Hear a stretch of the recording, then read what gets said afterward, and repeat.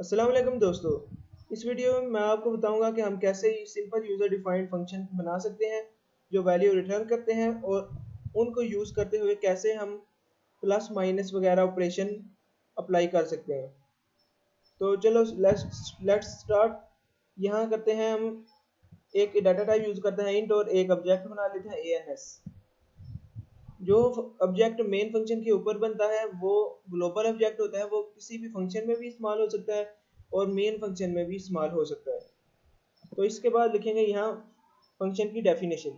Function की definition returning के लिए ये होती है कि पहले वो डाटा टाइप का नाम लिखते हैं जिसमें हमने वैल्यू रिटर्न करवानी है, उसके बाद फंक्शन का नेम, और फिर अगर हमने पैरामीटर देने हैं तो दें, नहीं देने तो ना दें। यहाँ पहले लिखेंगे इंट, फिर लिखेंगे फंक्शन का name fun.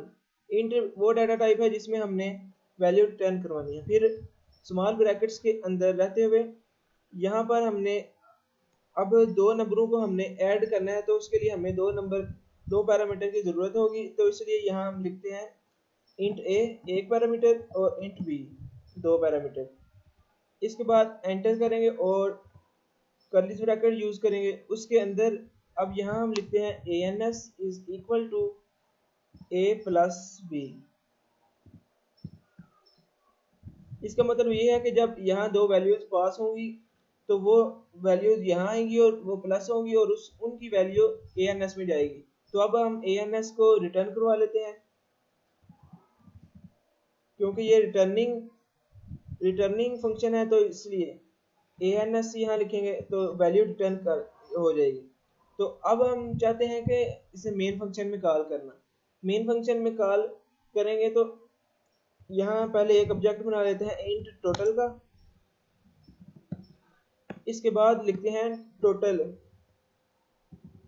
Is equal to, यहाँ पर अब फंक्शन कॉल हम करेंगे। फंक्शन कॉल इस तरह करते हैं कि फंक्शन का नेम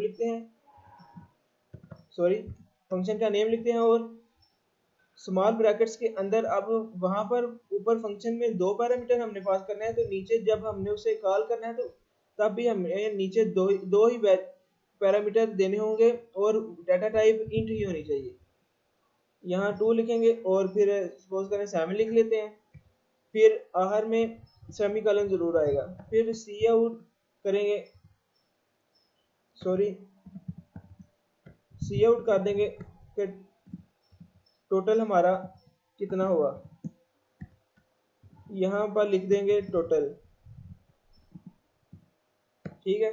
जब इसे हम कंपाइल और रन करेंगे तो ये दो नंबर जो हमने फंक्शन के पैरामीटर में दिए हैं ये दोनों ऐड होके हमें टोटल के आगे यहाँ पर आउटपुट हुए दिखाई देंगे। तो कंपाइल और रन किया, आप देख सकते हैं कि टोटल इज इक्वल टू 9। तो यहाँ नीचे हमने 2 और 7 नंबर दिए थे, तो आप देख सकते हैं 7 और 2 9 ही होता है। तो इस तरह हम यहाँ पर ऐड हमने ऑपरेशन लगाया था, तो आप कोई भी ऑपरेशन यहाँ पर लगाकर उसे फंक्शन के थ्रू हल कर सकते हैं। अब मैं आपको बताता हूँ कि प्रोटोटाइप क्या होती है। प्रोटोटाइप ऐसी चीज़ होती है, उसमें हम प्रोटोटाइप ऊपर सिर्फ एक लाइन लिखते हैं मेन फंक्शन के ऊपर और बाकी सारा फंक्शन मेन फंक्शन के नीचे लिख देते हैं। तो मैं आपको दिखाता हूँ कि ये कैसे होता है। पहले ये सारा फंक्शन कट किया और नीचे पेस्ट कर देते हैं। इसके बाद करते हैं प्रोटोटाइप। ये होती है कि ये सारी डेफिनेशन कॉपी की और ये डेफिनेशन ऊपर लिख दी। ये डेफिनेशन होती है और आगे सेमीकोलन लगा दे तो ये सारी प्रोटोटाइप बन जाती है। प्रोटोटाइप का ये फायदा होता है कि हम ऊपर सिर्फ एक ही लाइन लिखते हैं और बाकी सारा फंक्शन नीचे लिखते हैं, तो इस तरह फंक्शन की विजिबिलिटी अच्छी हो जाती है और समझने में भी आसानी होती है। चलो अब कंपाइल और रन करके देखते हैं कि कोई एरर तो नहीं। कंपाइल और रन किया तो आप देख सकते हैं कि इसने उसी तरह काम किया। तो इस तरह हम सिंपल यूज़र डिफाइंड फंक्शन को इस्तेमाल करके हम कोई भी ऑपरेशन फाइंड कर सकते हैं। तो उम्मीद है कि आपको ये ट्यूटोरियल पसंद आया होगा। मेरे हर एक ट्यूटोरियल के नीचे डिस्क्रिप्शन में लिंक होता है जहाँ पर ये कोड आपको रिटर्न में भी मिल सकता है और आप कॉपी कर सकते हैं। शुक्रिया।